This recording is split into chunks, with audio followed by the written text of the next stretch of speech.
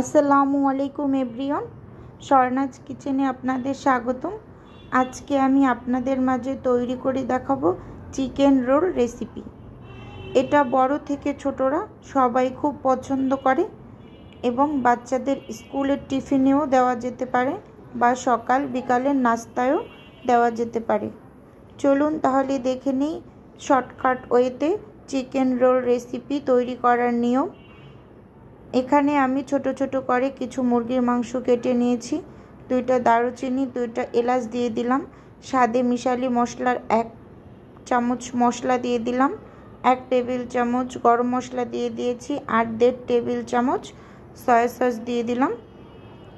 এখন দিয়ে দেব 1/2 টেবিল চামচ মরিচ গুঁড়ো, 1/2 টেবিল চামচ ধনিয়া গুঁড়ো, 1/2 টেবিল চামচ হলুদ গুঁড়ো আর দিয়ে দেব 1/2 টেবিল চামচ ধনিয়া গুঁড়ো।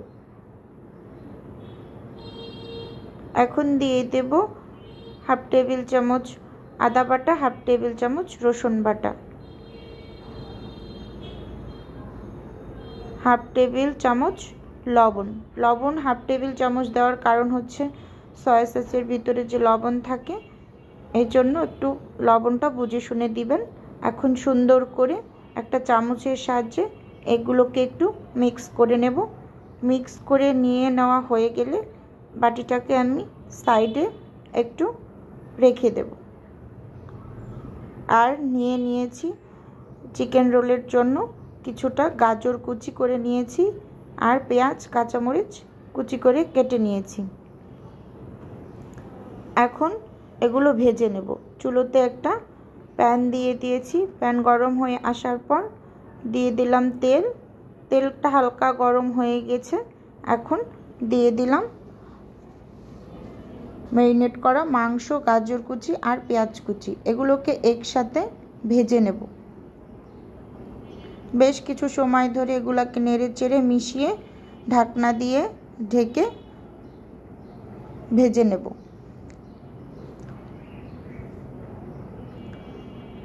ঢাকনা খুলে আবার কিছুক্ষণ পর একটু উল্টে পাল্টে নেড়ে চেড়ে আবার ঢাকনা দিয়ে ঢেকে দেব। পুরোপুরি রান্না হওয়া পর্যন্ত ঢাকনা দিয়ে ঢেকে রান্নাটা শেষ করে নেব। এখন একটা ব্যাটার তৈরি করে নেব রুটি তৈরি করার জন্য। এখানে আমি 1.5 কাপের মতো আটা নিয়েছি। আটাগুলো দিয়ে সুন্দর করে একটা ব্যাটার তৈরি করে রুটিগুলো তৈরি করব। 1/2 টেবিল চামচ বেকিং পাউডার, 1 টেবিল চামচ গুঁড়ো দুধ আর 1 টেবিল চামচ লবণ আর 1 টেবিল চামচ চিনি, এগুলো দিয়ে দিলাম। এখন মেজারমেন্ট কাপ দিয়ে পুরোপুরি 1 কাপ পানি দিয়ে দেব প্রথমে। তারপর চামচের সাহায্যে একটু নেড়ে চেড়ে মিশিয়ে নেব। মিশিয়ে নেওয়া হয়ে গেলে আবার কিছুটা পরিমাণ পানি অ্যাড করব। এখন পানি দিয়ে সুন্দর করে আবার নেড়ে চেড়ে মিশিয়ে ব্যাটারটা পুরোপুরি রেডি করে নেব। পুরোপুরি ব্যাটারটা রেডি করে নেওয়া হয়ে গেছে। যখন এই অবস্থায় চলে আসবে তখন বুঝতে হবে যে ব্যাটারটা রেডি হয়ে গিয়েছে। এখন চুলোতে একটা ফ্রাই প্যান বসিয়ে দেব। গরম হয়ে আসার পর এগুলো দিয়ে এরকম রুটি তৈরি করে নেব ঘুরিয়ে ঘুরিয়ে।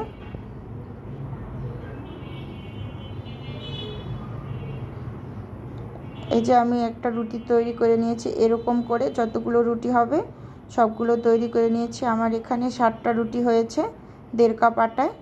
এখন আমি রোলের শেপ দিয়ে নেব।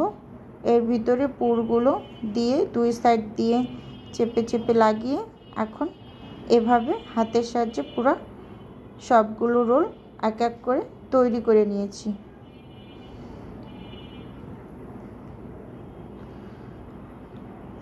আগে থেকে চুলায় আমি একটা ফ্রাই প্যান বসিয়ে রেখেছি তেল দিয়ে, আর ব্রেড গামের ভিতরে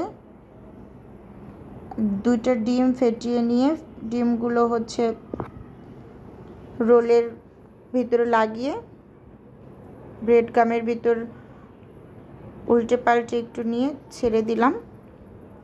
এখন আমি 4টা ভেজে নেব, আর 3টা হচ্ছে আমি ফ্রোজেন করে রাখবো, বাচ্চাদের পরে ভেজে দেওয়া যাবে। রান্না করতে করতে আপুদের কাছে একটাই অনুরোধ, প্লিজ ভিডিওটা না টেনে সম্পূর্ণটা দেখার অনুরোধ রইল। আর ভিডিওর কোনো অংশ যদি ভালো লাগে যায় তাহলে প্লিজ একটা লাইক এবং চ্যানেলটি সাবস্ক্রাইব করে পাশে থাকবেন। এখন ভেজে নেওয়া হয়ে গেছে, আমি তুলে নেব। দেখতে মাশাআল্লাহ খুব সুন্দর হয়েছে এবং খেতেও খুব অসাধারণ হয়েছে। আজকের ভিডিও এ পর্যন্তই, দেখা হবে অন্য কোনো ভিডিওতে। আল্লাহ হাফেজ।